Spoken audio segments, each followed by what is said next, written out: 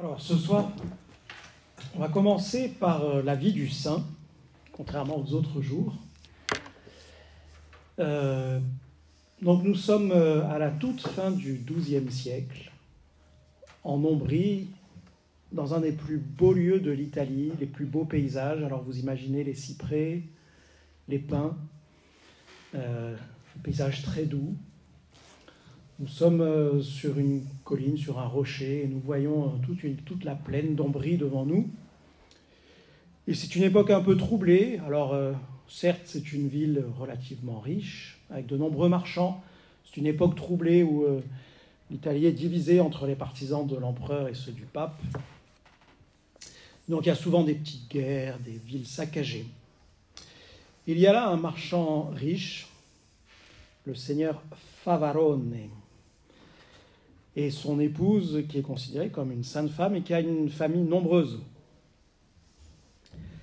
Et nous sommes en 1194, donc toute fin du XIIe. 1194, c'est l'époque où, en Terre Sainte, les croisades tournent mal. C'est la fin du royaume latin de Jérusalem. C'est l'époque où Saladin a repris Jérusalem et où Saladin permet aux chrétiens de venir en pèlerinage, mais pas plus. Donc voilà pour le contexte. Et nous avons une fille qui est belle, qui est très très belle. Tout le monde dit qu'elle est magnifique. En plus, elle est l'héritière du seigneur Favarone, et donc ça va être une riche épouse. Et on lui présente des prétendants. Et elle dit non. Non, pas celui-là, pas celui-là. Alors ses parents commencent à s'inquiéter un petit peu. Surtout qu'elle a 24 ans maintenant. 24 ans, il est temps qu'elle se marie. Alors ses parents s'inquiètent, disent bon, à la limite, on a d'autres filles, on a d'autres fils, et elle pourrait peut-être rentrer chez les bénédictines. Parce que les bénédictines, c'est prestigieux. On y met des filles de bonne famille, voilà, c'est une bonne abbaye qui marche bien. Mais Claire, puisque c'est d'elle qu'il s'agit, Claire d'Assise, ne veut pas rentrer chez les bénédictines. Et elle le dit à ses parents. Et elle passe de longs moments à parler entre 1220 et 1222. Elle passe de longs moments à rencontrer François d'Assise, qui n'est pas prêtre, qui est diacre. Et elle parle de Jésus. Elle a de longs entretiens avec lui à parler de Jésus. Et elle lui pose la question, que faut-il que je fasse comme le jeune homme riche de l'Évangile ? Et elle conclut, je veux vivre selon la forme du Saint Évangile et de l'Église romaine. Vous voyez, si vous avez bien entendu ce que je vous ai dit la dernière fois, voilà, l'écriture et la tradition, les deux canaux par lesquels nous est transmis la parole de Dieu, l'Évangile et la Sainte Église romaine. Et un soir du dimanche des Rameaux, alors déjà c'est un dimanche des Rameaux un peu spécial parce que ce soir, ce jour du dimanche des Rameaux, elle est tellement en train de prier qu'elle oublie d'aller chercher son rameau. Elle est à la cathédrale d'Assise, elle oublie d'aller chercher son rameau. Et l'évêque Guido la voit qu'elle est en prière et descend de l'autel, passe la porte du chœur, du sanctuaire et vient lui donner son rameau. Et le soir, elle s'enfuit de chez ses parents. Avec l'autorisation de l'évêque, c'était un coup monté. Elle s'enfuit de chez ses parents, elle va chez les frères franciscains. Là, saint François fait deux choses. Il lui rase la tête et lui donne un voile. Et ensuite, elle part avec les franciscains chez les bénédictines, où elle se cache en clôture. Pourquoi saint François lui a rasé la tête ? Parce que, depuis l'époque romaine, avoir les cheveux tondus, c'est un signe d'appartenance. Quand un maître recevait un esclave, dans l'Antiquité romaine, il lui tondait les cheveux pour dire « tu m'appartiens ». Les cheveux, c'est un signe de liberté. je vous parle en connaissance de cause. C'est ce signe de « je te coupe les cheveux », c'est-à-dire « tu m'appartiens ». Et il y a même un deuxième symbole, c'est un signe d'adoption. Dans l'Antiquité romaine, un père de famille, quand il adopte quelqu'un, il lui tombe non pas toute la tête, mais 4 mèches de cheveux. Et c'est vraiment le signe « je prends possession de toi, je te prends dans ma famille ». Et donc, Claire, étant tondue, appartient entièrement à Dieu.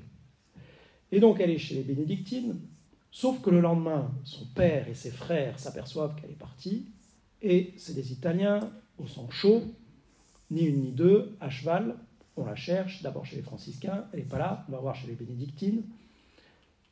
Ils arrivent, alors ils mettent un bazar pas possible, les textes nous décrivent une grande confusion, et ils disent à Claire, maintenant tu vas revenir à la maison, fini les bêtises.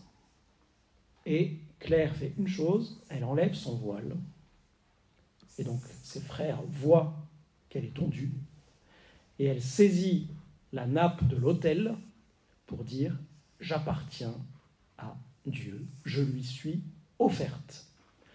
Et là, les frères de Claire savent qu'ils ne peuvent rien faire. Du moment que Claire a les cheveux tondus et qu'elle touche la nappe de l'autel, elle est une personne consacrée, elle est une personne sacrée. On ne peut pas lever la main sur elle. Ça serait sacrilège, excommunication. Et donc ils repartent dépités. Sauf que, dans la semaine, Agnès, la petite sœur de Claire, fait la même chose. Donc elle aussi, de nuit, elle s'en va. Mais c'était moins prévu. Là, ce n'était pas prévu. Là, la première fois, l'évêque avait tout prévu. Il avait même donné l'autorisation à saint François, qui n'était que diacre, de la tonsurer, de la tondre. Là, Agnès, elle arrive un peu par surprise. Alors les franciscains, ils ne savent pas trop quoi faire. Bon, ils disent, on va la mettre chez les bénédictines avec Claire. Et à nouveau, le lendemain, ça recommence. Voilà les frères qui arrivent. Mais Agnès ne peut pas montrer qu'elle est tondue.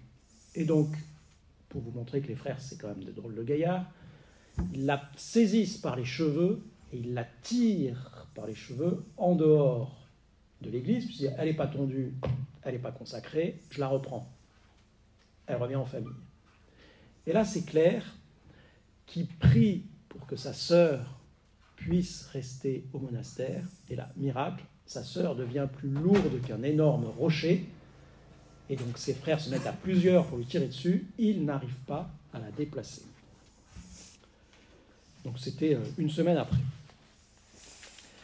Je voudrais, à partir de cet épisode, on reviendra sur la vie de Claire à la fin, mais moi cet épisode-là m'intéresse beaucoup pour vous parler de la partie de la messe que nous avons à étudier aujourd'hui, qui est l'offertoire. Pourquoi je voudrais le regarder à partir de la vie de Claire? Parce que qu'a fait Sainte Claire à ce moment-là? Elle a fait un offertoire. Elle s'est offerte elle-même à Dieu, elle lui appartient. Alors, on va remettre ça bien en ordre. Pourquoi nous avons à offrir des choses à Dieu? Parce que nous sommes des créatures et qu'il est notre créateur. Dès le début de l'Écriture, vous voyez, dès la Genèse, on voit que les hommes offrent à Dieu des sacrifices. Pourquoi? Pour reconnaître qu'ils lui doivent tout. Quand on a tout reçu de quelqu'un, on doit le remercier. On doit reconnaître que nous sommes débiteurs. Alors, si je vous emprunte 100 €, je serai débiteur, mais une fois que je vous ai rendu les 100 €, c'est bon, on est quitte. Je ne vous dois plus rien. Vis-à-vis de Dieu, je peux toujours donner, je n'arriverai jamais au niveau de ce qu'il m'a donné, puisqu'il m'a donné l'être. Sans lui, je suis rien, je suis néant. Et donc je dois lui rendre quoi? Non pas ce qu'il m'a donné, je ne peux pas, mais je dois lui rendre une adoration, une vénération, un culte. Et ça, je le fais par le sacrifice. C'est quoi un sacrifice? Ce n'est pas d'abord se priver d'un carré de chocolat. Un sacrifice, c'est prendre quelque chose et le rendre sacré. Sacrifier, c'est faire du sacré. Je prends quelque chose que je retire du monde profane et que je fais passer dans le monde de Dieu. Cela devient réservé à Dieu. Exemple. Le calice de la messe dans lequel le père Damien célèbre la messe tous les jours. Vous regarderez dimanche prochain, le calice. C'est quoi? C'est généralement une coupe en or ou du moins dorée, belle. Mais pourquoi est-elle sacrée? Pas parce qu'elle est belle avec des pierres dessus. Ça, c'est un plus. C'est pour nous montrer que c'est sacré. Elle est sacrée parce qu'un jour, un évêque a fait une onction avec le Saint-Crème à l'intérieur de la coupe. Et à partir de ce moment-là, cette coupe appartient à Dieu. S'il manque un verre à table, le père Damien n'ira pas chercher un calice à la sacristie pour dire, bon ben voilà, ça... Ben, on pourrait se dire, pourquoi pas. Le calice est sacré. Les ornements sont sacrés. Ils ont été bénis, ils ont été retirés du domaine profane. Le jour où il faut tailler une nouvelle housse pour un coussin dans le salon du presbytère, on ne va pas découper une chasuble, même une vieille chasuble. Une vieille chasuble, si elle est trop usée, on la brûle. Parce qu'elle appartient à Dieu, elle ne peut plus appartenir aux choses du monde. L'autel est consacré. L'évêque l'a consacré par un rite très explicite. Il a entièrement enduit d'huile, il l'a encensé pour montrer que Dieu prend possession de l'autel. Donc, si j'ai besoin de poser ma feuille de chant pendant une répétition, je ne vais pas la poser sur l'autel. Si vous voyez, s'il y a des ouvriers qui passent dans le cœur de l'église, on leur dit, attention, l'autel, vous ne posez pas vos outils dessus. L'autel appartient à Dieu, il est sacré, il est consacré. Il a été retiré du monde profane, il est offert à Dieu. C'est ça, un sacrifice, c'est rendre quelque chose de sacré. Et vous voyez, dans la Bible, vous vous souvenez peut-être les grands sacrifices, il y a Caïn et Abel, qui tous les deux offrent un sacrifice à Dieu. Et Dieu choisit celui d'Abel. Abel offre des animaux, Caïn offre des fruits. Et la tradition nous dit, finalement, il n'a pas choisi ses fruits, il fait un sacrifice un petit peu banal. Abel offre ce qu'il a de mieux. Un autre grand sacrifice, dans l'Ancien Testament, quelqu'un? Isaac, très bien. Le sacrifice d'Abraham. Dieu lui demande, qu'as-tu à offrir? Mon unique, mon aimé, mon fils, ce que j'ai de mieux.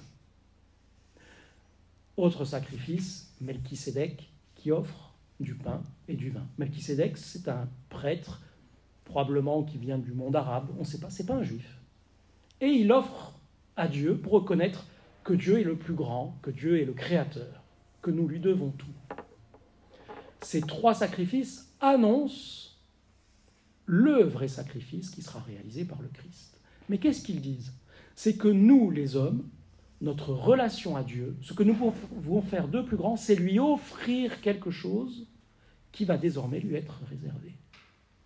Il y a à Ravenne, en Italie, une très belle église avec une mosaïque où on voit réunis autour d'un autel, un autel chrétien, les trois figures de l'Ancien Testament qui ont annoncé le sacrifice qui va se renouveler sur l'autel, le sacrifice du Christ. On voit Melchisédek, Abraham et Abel comme des prêtres qui concélèbrent une messe dans le baptistère des Ariens à Ravenne, mosaïque du IVe siècle, de la fin du IVe siècle.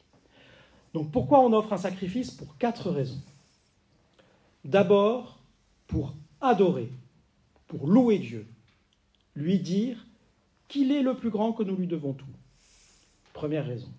Deuxième raison, pour le remercier. Troisième raison, pour intercéder, donc pour lui demander. Quatrième raison, pour lui dire pardon, parce que nous t'avons offensé. Ces 4 raisons-là, d'offrir un sacrifice, les hommes les ont toujours connues. Mais il y avait un problème, c'est que nos sacrifices n'étaient jamais à la hauteur. Pourquoi? Parce que depuis le péché originel, nous nous sommes séparés de Dieu. Dieu est infiniment grand, infiniment bon, il nous a tout donné, et nous nous sommes coupés de lui. Vous voyez, représentons-nous Dieu dans son immensité, le ciel. C'est ce qu'on dit quand on dit le ciel. Et puis nous, qui nous sommes coupés. Et entre les deux, comment faire le pont? C'est pas possible. On a beau, vous voyez, c'est comme, je ne sais pas si vous avez déjà vu un enfant qui saute pour essayer de prendre, je ne sais pas, un croissant ou un bonbon que son papa ou sa maman tient dans sa main. L'enfant a beau sauter, il est trop petit. Je peux sauter, c'est pas par mes propres forces que je vais monter jusqu'à la main de mes parents. Ils sont trop hauts, trop grands. Eh bien, nous, vis-à-vis de Dieu, c'est la même chose. J'ai beau, par mes propres forces, essayer de sauter, je n'y arriverai pas. Alors, qu'a fait Dieu? Il est descendu sur terre pour s'offrir lui-même en sacrifice et faire le pont. Vous voyez, pour qu'un sacrifice soit offert sur la terre, qui soit parfait. Et ce sacrifice, c'est le sacrifice de la croix. Ça, c'est ce qu'on verra la prochaine fois, avec la consécration, la prière eucharistique et la consécration. Mais ce que ça nous dit déjà ici, c'est que le seul vrai sacrifice, c'est le sacrifice que Dieu lui-même est venu offrir en notre humanité pour que de l'humanité monte vers Dieu un sacrifice véritable qui nous réconcilie avec lui. Et la messe, c'est le renouvellement de ce sacrifice. Alors là, on avance. Et à l'offertoire, qu'est-ce que nous faisons? Nous faisons exactement ce qu'ont fait Abraham, Melchisédek et Caïn. Nous offrons un sacrifice. Nous disons à Dieu, nous t'offrons. Nous t'offrons quoi? Du pain et du vin. Mais en sachant que offrir du pain et du vin, c'est pas grand-chose. Et donc, nous offrons du pain et du vin en disant, ce pain et ce vin vont devenir le Christ lui-même offert en sacrifice. C'est pour ça qu'à la messe, il y a d'abord l'offertoire, puis la consécration. À l'offertoire, nous offrons le pain et le vin en disant, ils vont devenir le sacrifice que nous allons offrir. Vous voyez, c'est très important de bien comprendre ces deux moments-là. Ce que nous faisons à l'offertoire, c'est d'offrir en avance le sacrifice qui va se réaliser à la consécration. Nous l'offrons en avance. Et c'est ce que disent les prières. Tu es béni, Seigneur, Dieu de l'univers. Nous avons reçu de ta bonté le pain que nous te présentons. On pourrait dire que nous t'offrons. Ça, c'est ce que faisait Caïn, Melchisédek. Il est le fruit de la terre et du travail des hommes. Voilà, j'offre toutes les choses humaines, on va y revenir. Mais je rajoute, ce pain, il deviendra pour nous le pain de la vie, c'est-à-dire le Christ lui-même offert en sacrifice. J'offre déjà le sacrifice de la croix, mais il n'est pas encore advenu. Je t'offre ce qui va devenir le sacrifice de la croix. On dit la matière du sacrifice. Et pareil, pour le vin, tu es béni, Seigneur, Dieu de l'univers. Nous avons reçu de ta bonté le vin que nous te présentons, que nous t'offrons. Oui, j'offre à Dieu ce qu'il m'a donné. Il est le fruit de la vigne, du travail des hommes. Il deviendra pour nous le vin du royaume éternel. Alors pourquoi on offre du pain et du vin? Parce que le pain et le vin, symboliquement, c'est toute l'humanité. Le pain, c'est ce qui est nécessaire pour se nourrir. Vous voyez, c'est l'aliment de base. Dans toutes les sociétés, on dit gagner son pain. Gagner son pain, c'est gagner sa nourriture. Et c'est quand on n'a plus rien à manger, on mange du pain. Donc c'est le nécessaire. Le vin, c'est le symbole de tout ce qui n'est pas nécessaire, mais qui est gratuit. Quand je reçois un ami à table, si vous recevez l'abbé Vianney à table, non, ne vous ferez pas du vin en ce moment. Si vous recevez allez, si vous recevez vos curés, vous allez sortir une bonne bouteille. Pourquoi? Pour dire votre joie. Quand on est joyeux, on fait quelque chose de gratuit. On offre des fleurs. Les fleurs, c'est gratuit, ça ne sert à rien. Le vin, ça ne sert à rien, ça ne nourrit pas. Mais ça dit la joie, ça dit la gratuité, la surabondance. Et donc, quand on offre le pain et le vin, on signifie qu'on offre le nécessaire et le gratuit, c'est-à-dire tout. Et nous disons à Dieu, à travers ce pain et ce vin, nous t'offrons quoi? Toute notre vie, tout ce que nous sommes. Mais nous savons très bien que ça ne sert à rien si ce que nous sommes n'est pas transformé en ton sacrifice à toi, qui est le seul qui fasse le pont entre l'humanité et la divinité. Mais je vous fais remarquer que si dimanche à la messe, par exemple, le père Damien offre à l'offertoire un ciboire avec dedans 200 hosties, et que tout d'un coup on lui dit, mais en fait, il y a déjà 600 hosties dans le tabernacle, elles ont été consacrées hier. Il peut toujours dire, bon, ben, on ne va pas consacrer 200 hosties en plus, et il va enlever, après l'offertoire, le ciboire. Mais ces hosties-là, on ne va pas les remettre dans le sac. Elles sont offertes à Dieu. Alors, il n'y a pas la présence réelle, ça reste du pain, mais elles appartiennent à Dieu. Alors, on peut soit les dissoudre dans l'eau, soit les manger, mais on n'en fait pas n'importe quoi. Elles sont offertes. Et à l'offertoire, il y a ce moment très important où le prêtre, à travers le pain et le vin, offre quoi? Tout ce que nous sommes, toute notre vie, tous nos efforts, toutes nos souffrances, toutes nos joies, tous nos labeurs, pour qu'ils deviennent quoi? Le sacrifice du Christ au moment de la transsubstantiation, de la conversion entre le pain et le corps du Christ, le vin et le sang du Christ. Et vous voyez, c'est vraiment important de ne pas rater ce moment-là. Souvent, l'offertoire, c'est un peu vécu comme une pause. Bon, l'abbé a fait son homélie, on a écouté. Après, on sait qu'il y a un moment important à partir de la préface et de la consécration. Très bien. Entre les deux, on s'assoit. Il y a un chant, il y a de l'orgue. Alors, on pourrait faire une lecture de l'offertoire minimale et dire c'est le moment où on prépare la suite. D'ailleurs, on peut appeler ça la préparation des dons. Préparation du calice. Voilà, on prépare, c'est pratique. C'est comme on dresse la table. C'est un temps mort. Alors on occupe le temps mort avec un chant et de l'orgue. C'est pas vrai. C'est pas parce qu'on est assis à ce moment-là qu'il ne se passe pas quelque chose de réel. Il se passe quelque chose de réel, c'est l'offrande de toute notre vie. Et vous voyez, c'est parfaitement signifié dans le rite du mélange de l'eau dans le vin.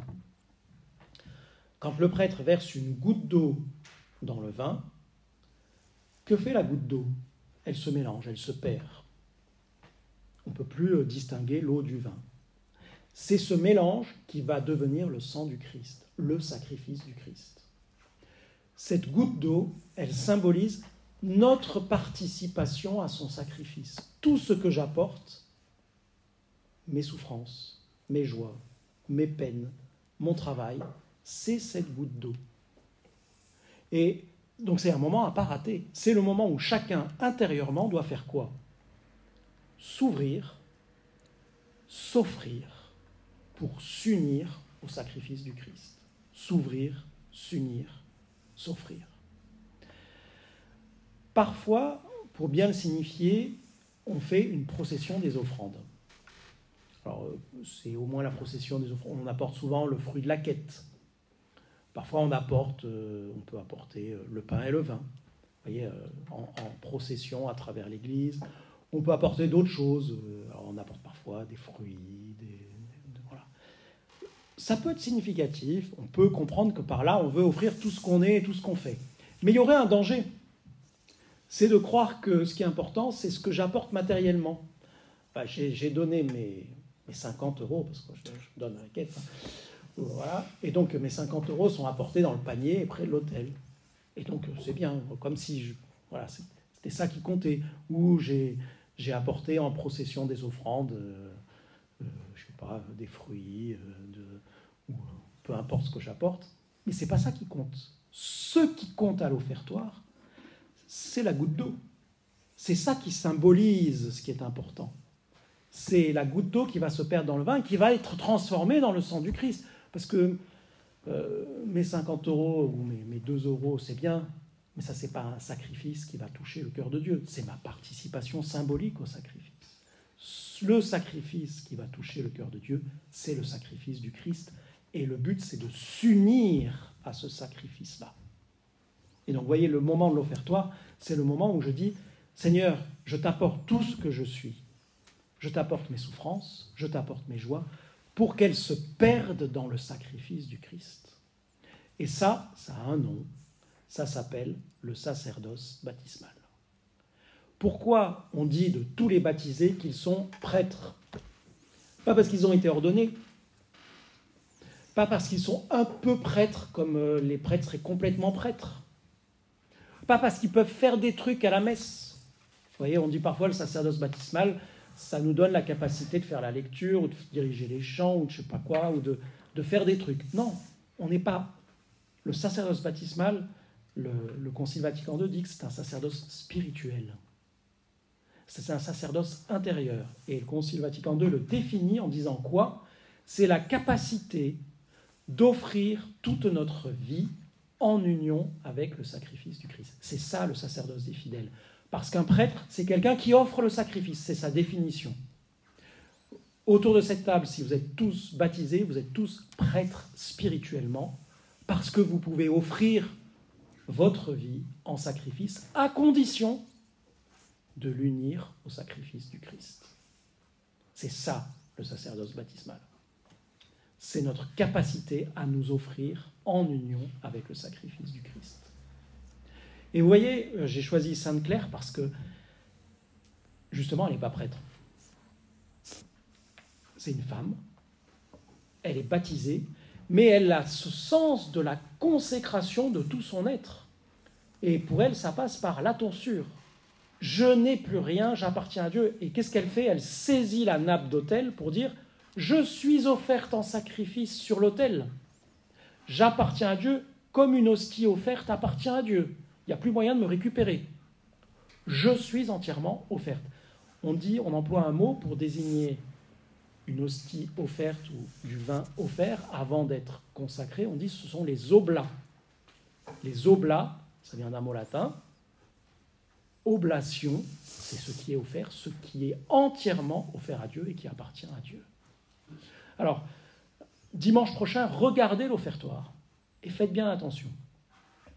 Vous verrez qu'on multiplie les manières de vous faire comprendre ça. Alors, je vous ai donné l'exemple de la goutte d'eau. Il y a un autre geste très important, c'est le prêtre va prendre la patène sur laquelle il y a l'hostie, il va l'offrir, la soulever à deux mains, comme ça, là, pour l'offrir à Dieu. Et ensuite, il va la poser sur l'autel. Dans l'Antiquité, tout ce qui était posé sur l'autel, c'était fini, ça appartenait à Dieu. Poser sur l'autel, c'est dire, c'est fini, ça n'appartient plus au monde profane. Quand il pose l'hostie sur l'autel, vous pouvez dire chacun dans votre cœur, sur la patène, je mets toute ma vie, j'appartiens à Dieu. Et là, vous exercez votre sacerdoce baptismal. Pareil avec le calice, je le lève vers Dieu, je l'offre, et ensuite je pose le calice sur l'autel. Ça, c'est le premier geste. Deuxième geste, l'encensement. Vous avez la chance d'avoir encensement tous les dimanches. Qu'est-ce que signifie l'encensement? Vous regarderez bien comment fait l'abbé pour encenser à l'offertoire. Il ne fait pas 3 petits coups par-ci, 3 petits coups par-là. Non. Il fait des gestes un peu compliqués. D'abord en signe de croix, puis ensuite en cercle. Pour dire quoi? Pour dire, l'encens ici signifie la présence de Dieu, la nuée qui vient prendre possession. C'est ce pain et ce vin, Dieu vient les prendre. Ils lui appartiennent. Et donc, si nous nous sommes spirituellement déposés sur l'autel, il vient nous prendre. C'est d'ailleurs pour ça qu'à l'offertoire, on encense aussi le prêtre et les fidèles. Le turiféraire vient vers vous et vous encense. Pour vous dire, je vous prends avec moi. Deuxième geste. Troisième geste, pour nous dire que c'est bien une question de sacrifice. Le prêtre dit, alors il peut le dire à voix basse, le cœur humble et contrit, nous te supplions, Seigneur, accueille-nous, que notre sacrifice en ce jour trouve grâce devant toi, Seigneur notre Dieu. Et vous voyez, nous on pourrait dire, mais de quoi il parle le sacrifice? Ça aura lieu à la consécration. Mais là, il parle de notre sacrifice. Notre sacrifice, c'est ce pain et ce vin, c'est nos vies offertes. Mais pour que ce sacrifice trouve grâce devant toi, qu'est-ce qu'il faut faire? Qu'il soit changé dans le corps et le sang du Christ, dans le sacrifice de la croix. Donc on parle déjà du sacrifice à l'offertoire pour annoncer que ce que nous offrons va devenir le sacrifice de la croix. Et dernier indice, c'est priez frères et sœurs, que mon sacrifice, dit le prêtre, ce que je viens d'offrir, mon sacrifice qui est aussi le vôtre. C'est le vôtre pourquoi? Parce que vous pouvez offrir en union avec le prêtre, mais c'est aussi le vôtre parce que c'est vous qui vous offrez en union. C'est votre sacrifice parce que vous vous offrez. Donc faites bien attention, c'est la fin de l'offertoire. L'abbé vous dira, priez frères et sœurs que mon sacrifice, qui est aussi le vôtre, soit agréable à Dieu le Père Tout-Puissant. Et nous répondrons, que le Seigneur reçoive de vos mains ce sacrifice, donc qui est déjà là, à la louange et à la gloire de son nom pour notre bien et celui de toute l'Église. Ici, vous avez la définition de la collaboration entre le sacerdoce baptismal, celui de tous les baptisés. Nous disons que le Seigneur reçoive par vos mains le sacrifice. Donc nous nous offrons, mais c'est vous, prêtres. Donc collaboration entre notre sacerdoce baptismal et le sacerdoce des prêtres ordonnés. C'est eux qui vont transformer notre offrande dans la présence réelle, le sacrifice du corps et du sang, de corps et sang du Seigneur. Et c'est ce que nous voyons dans la vie de Claire. Pourquoi Claire est-elle passée par l'évêque? Pourquoi l'évêque a dû déléguer Saint François pour la tondre? Elle pouvait se tondre elle-même, elle n'était pas manchot, hein, Claire. S'il fallait juste se couper les cheveux, je pense qu'elle savait faire. C'est une femme, donc elle sait prendre soin d'elle. Mais Claire, elle veut s'offrir. Au fond d'elle, elle a dit, Seigneur, je t'offre toute ma vie. Mais elle a besoin de dire que mon sacrifice soit offert par tes mains. C'est ce que nous disons à la fin de l'offertoire. Que le Seigneur reçoive de vos mains ce sacrifice. Et donc elle a dû demander à l'évêque, est-ce que toi, évêque, tu peux par tes mains m'offrir en sacrifice à Dieu? Et donc son sacrifice intérieur est devenu extérieur et complet grâce à l'action du prêtre, grâce à l'action de l'évêque, qui est en l'occurrence passé par Saint François. C'est ce que fait chaque messe. Notre sacrifice intérieur est consacré définitivement quand il devient le corps et le sang du Christ. Et voyez-vous, collaborez avec votre sacerdoce baptismal, vous collaborez avec le sacerdoce ordonné à chaque messe, à chaque fois que vous répondez à « Priez, frères et sœurs, que mon sacrifice, qui est aussi le vôtre, soit agréable à Dieu le Père Tout-Puissant, que le Seigneur reçoive de vos mains ce sacrifice. » Ce sacrifice, c'est le mien, c'est toute ma vie. Donc vous voyez que l'offertoire, c'est un moment capital. C'est un moment spirituellement absolument capital. Alors, qu'allons-nous offrir pendant ce moment-là? Je vous propose 3 choses. D'offrir nos peines, c'est-à-dire de dire tout ce qui m'a été désagréable, à ce moment-là, je l'offre.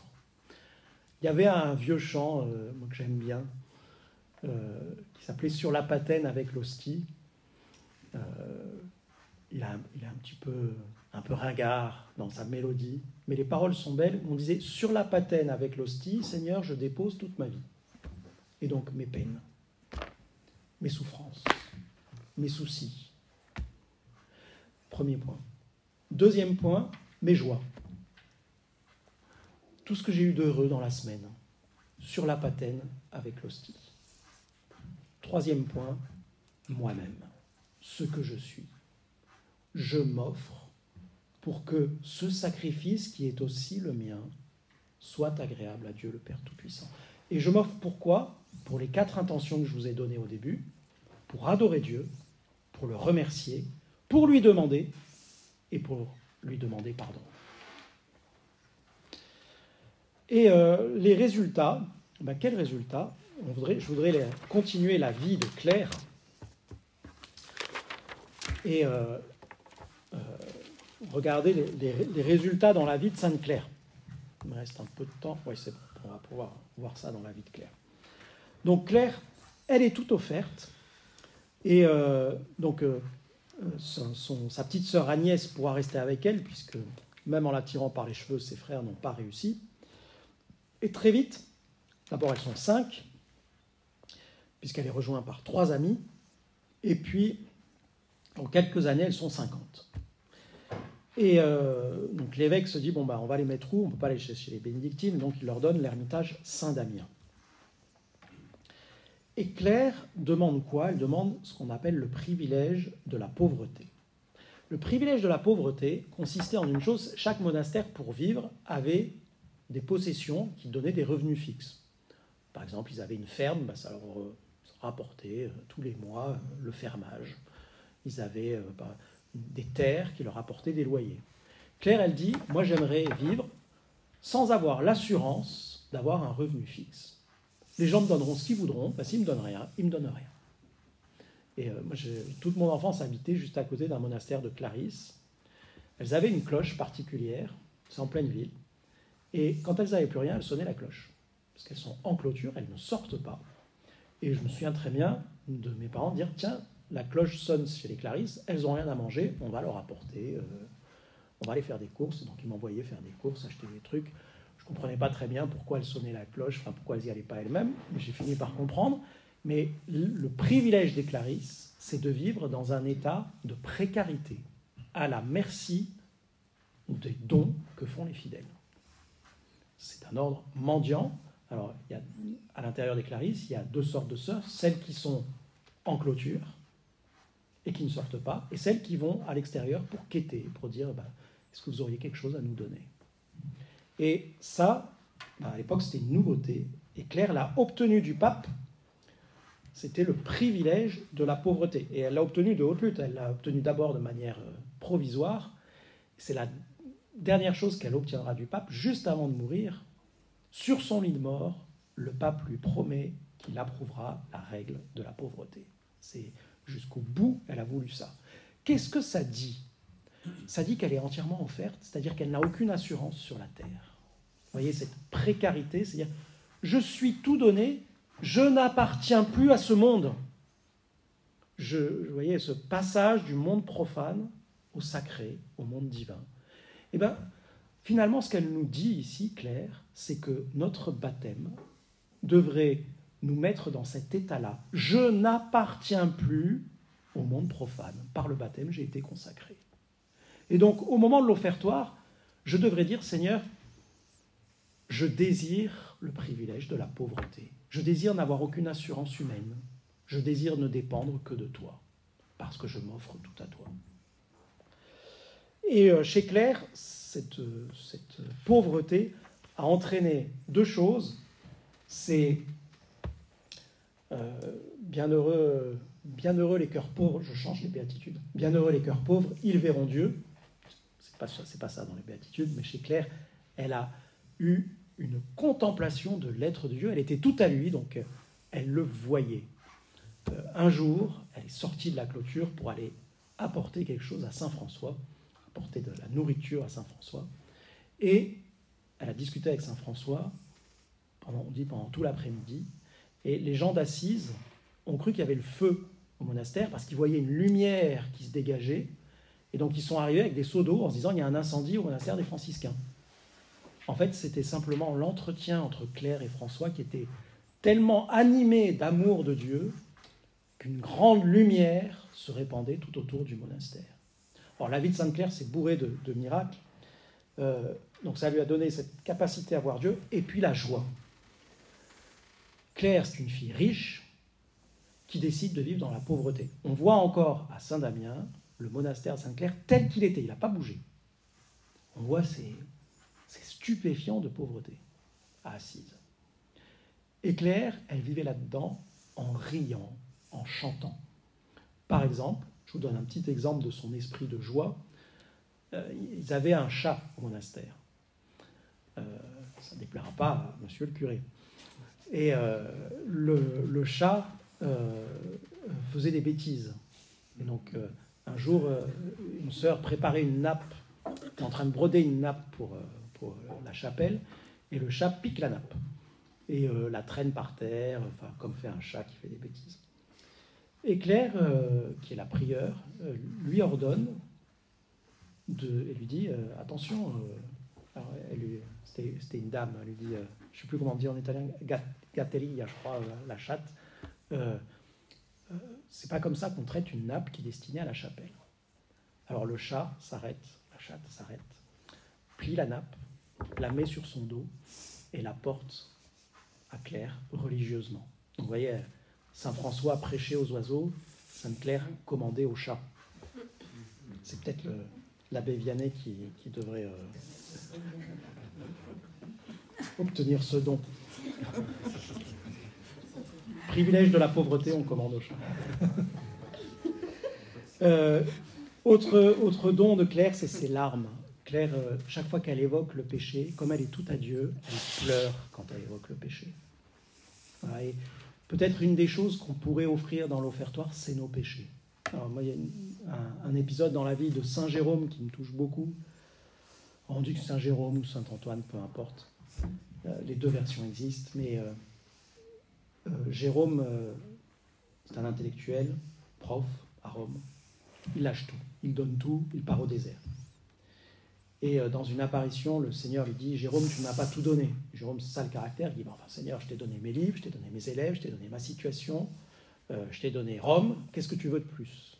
Et Jésus lui répond « Tu ne m'as pas donné tes péchés. » Voilà. À l'offertoire, est-ce que nous sommes capables d'offrir aussi nos faiblesses? On dit « Je te les offre. » C'est-à-dire, je ne me les approprie pas. Je te les offre, ça veut dire je t'en demande pardon par la confession, mais simplement, spirituellement, je te les offre pour en être libéré.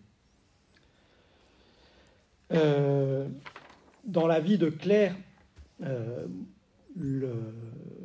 elle multiplie les pains. Quand il n'y a rien à manger, il reste un demi-pain, elle dit à la sœur, coupez le pain en tranches, et puis on en sort 50 tranches complètes. Quand elle est malade à l'infirmerie, le jour de Noël, elle dit à ses sœurs, non mais laissez-moi ici.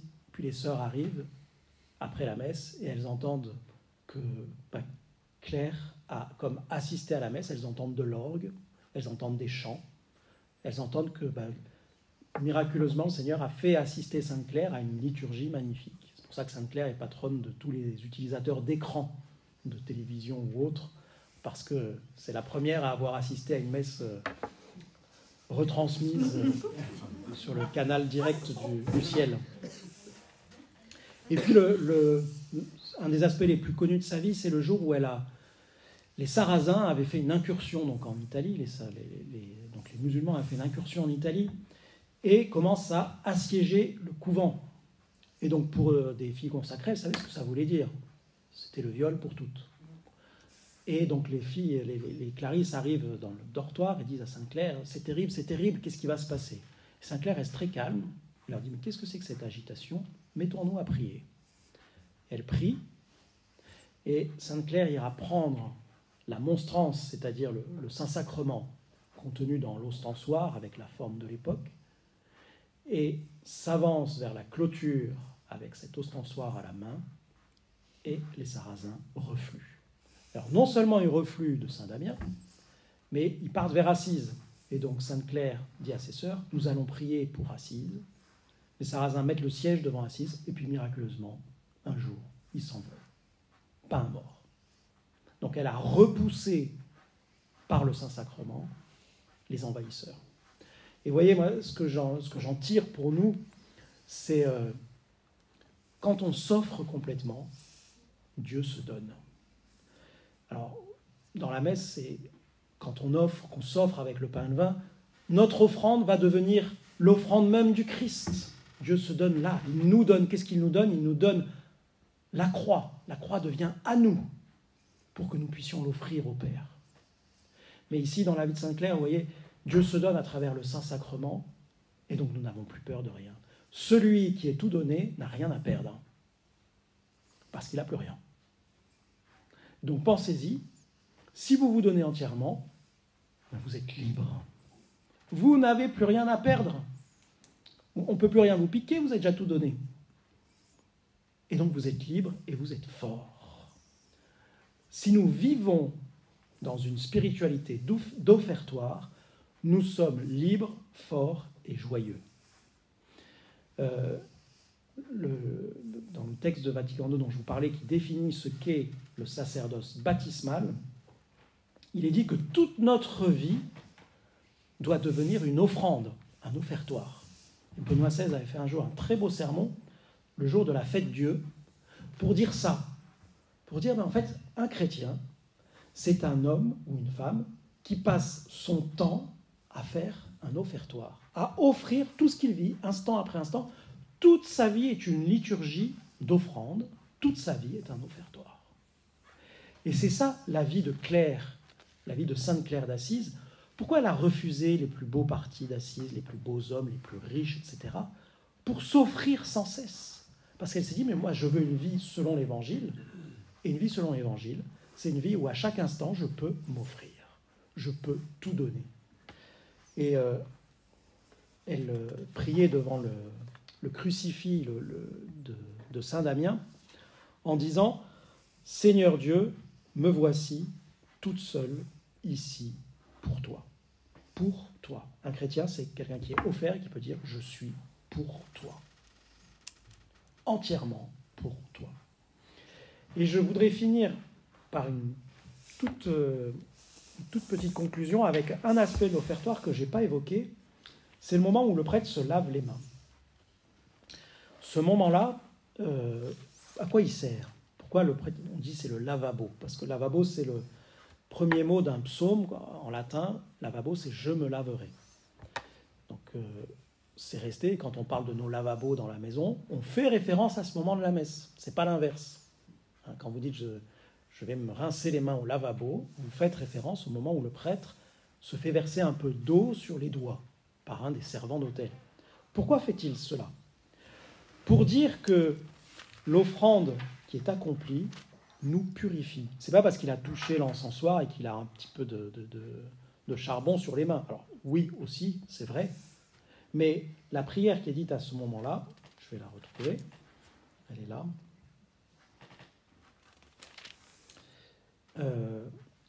Lave-moi de mes fautes, Seigneur, purifie-moi de mon péché. Et normalement, on rajoute tout le psaume. On pourrait rajouter tout le psaume qui suit. C'est le psaume 50. C'est le psaume par lequel on demande pardon. Et ce psaume, c'est un psaume à la fois où on dit pardon et en même temps, on dit « j'ai confiance en toi ». Je sais que je vais être purifié. Je sais que c'est déjà fait. Vous voyez, l'offertoire, la consécration n'est pas encore réalisée, mais nous sommes déjà dans la foi. Nous affirmons « je serai purifié ». Lave-moi, je serai purifié. Je t'offre ma vie, elle deviendra. Je t'offre ce pain, il deviendra ton corps. Et il y a une très belle prière qu'on disait autrefois, au moment de la bénédiction de l'eau, avant de le mettre dans le calice. Je voudrais finir sur cette prière.